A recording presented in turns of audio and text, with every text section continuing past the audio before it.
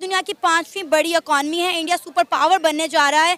आने वाले कुछ सालों में इंडिया तीसरी बड़ी इकॉनमी भी बनने जा रहा है। लेकिन अफसोस की बात है कि हम बहुत नीचे जा रहे हैं, लेकिन इंडिया हर सेक्टर में ग्रो कर रहा है। इंडिया तुमसे ना हो पाएगा। इंडिया आज से ग्रो नहीं कर रहा। जब अंग्रेज पाकिस्तान कह रहा हूँ सॉरी, सब कॉन्टिनेंट में थे, तो हमें अंग्रेजी बोलना अछूत लगता था।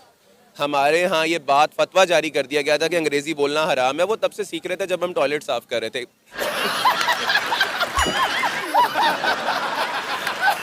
क्लियर रियलिटी एक्सेप्ट करें, थोड़ा सुन लें अपने बारे में, ताकि आपको पता चले आप स्टैंड कहाँ कर रहे हैं।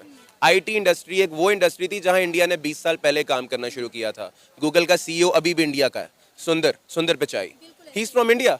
आप कैसे कवर करेंगे उन फ्लॉज को जो आपने अपने वहमों के अंदर छोड़े? हम टॉपिक से बहुत ज़्यादा हट गए। मुझे ये बताएं कि अब जो इंडिया अपने रुपी में, इंडियन रुपी में जो ट्रेड कर रहा है, इससे इंडियन रुपी की वैल्यू कितनी बढ़ रही है? ऑलरेडी इंडियन रुपी की वैल्यू पाकिस्तानी रुपी से तो ज़्यादा ही है। तो अब मज़ीद जो है इसमें कितनी ज़्यादा जो है वो उनकी वैल्यू मज़ीद कितनी बढ़ रही है? ऐसे ही चलता रहा तो बहुत बेहतर जाएंगे। ऐसे ही चलता रहा तो उनकी इकोनॉमी, उनकी जीडीपी डेफिनेटली, वो लोग डेफिनेटली स्केल अप करेंगे। अगर हमारा जो हिसाब किताब चल रहा है, डॉलर हमारे पास नहीं है, गोल्ड हमारे पास ख़त्म हो गया है, आईएमएफ के अंडर हम आ चुके हैं, कर्जे हमने देने हैं, लोन्स हमारे पे इतने ज़्यादा हैं, अगला हमें मिल नहीं रहा, वो हमारे से शराइतों पे पैसे बढ़ाए जा रहे हैं। सिचुएशन बहुत बुरी है, इसे यहीं एक्सेप्ट कर लें, हम डिफ़ॉल्टर हो चुके हैं।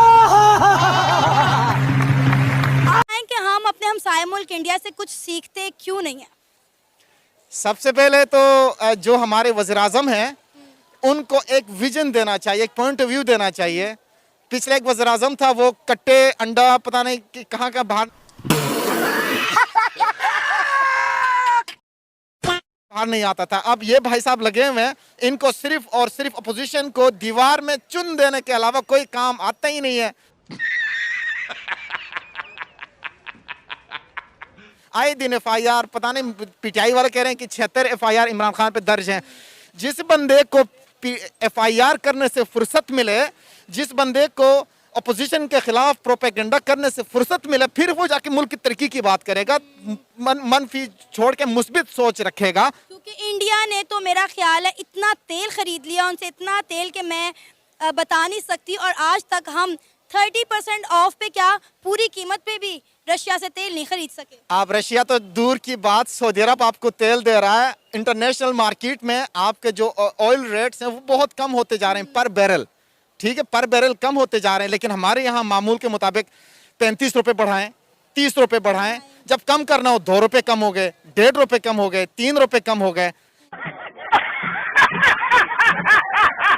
तो फिर आप जितना स्पीड से बढ़ा रहे इतनी स्पीड से कम भी करें। या आप इंटरनेशनल मार्केट को आप देखें तो वहाँ पे अगर $56 पर बैरल है जो कि आपके पास क्रूड ऑयल है, तो आप उस मुताबिक यहाँ पे भी आप कोई चैनल फिक्स करें ना। आप जब क्रूड ऑयल $56 पर बैरल है, तो पाकिस्तान के अंदर भी आपके पास कम से कम 200 रुपीज़ पर लीटर होना चाहिए। लेकिन ये मिसाल कोई सेट नहीं है, इंटरनेशनली कम होता जा रहा है, हम बढ़ाते जा रहे हैं। हमारे पास यही नहीं, अभी और सुनिए। स्कूल कॉलेजेस में हमारा सबसे बड़ा दुश्मन हमें भारत का ही बताया जाता है। ऐसा ही है, बिल्कुल सही कह रहे हैं। लेकिन इस टाइम पे देखें, भारत, इंडिया, अमेरिका कोई भी नहीं है। इस टाइम हर जो गरीब बंदा है वो सिर्फ और सिर्फ एक चीज़ में है मुब्तला है, वो है गुर्बत।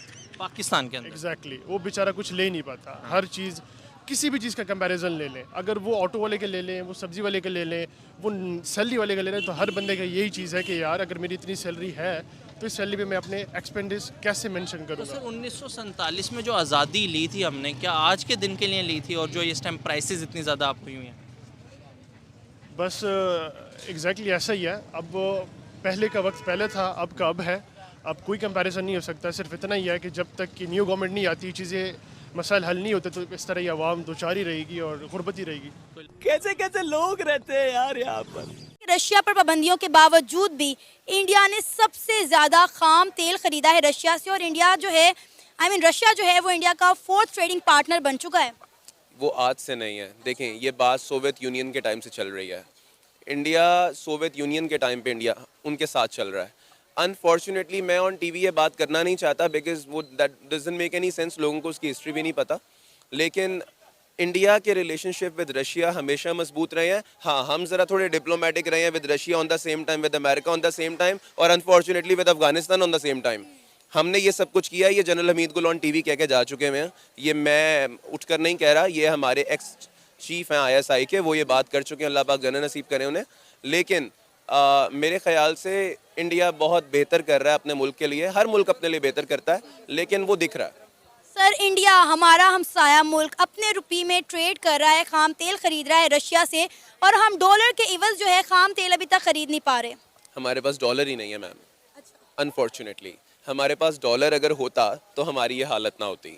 इंडिया खरीद रहा है, इंडिया हमसे बहुत ऊपर है। चलें खाम तेल के अलावा बात करें, एजुकेशन पर आते हैं। इंडिया 5% से ज़्यादा एजुकेशन पे लगाता है, हम 1% लगाते हैं। हमारे पास 16 बोर्ड हैं। अंदाज़ा करें कि एक घर का बच्चा, एक मोहल्ले के बच्चे को ले लें आप, 4 बच्चे, 4 बोर्ड्स, 4 तरह की काबिलियत, 4 तरह के टीचर, 4 तरह का सिलेबस। ये हाल है एजुकेशन का। बात कर लेते हैं जॉब्स के ऊपर, स्टार्टअप्स के ऊपर। मैं सेल्स एंड मार्केटिंग का आदमी हूँ, मैं आपसे बात करता हूँ, किसी भी स्टार्टअप को उठा लें, इतनी अपॉर्चुनिटीज़, इतनी इन्वेस्टमेंट।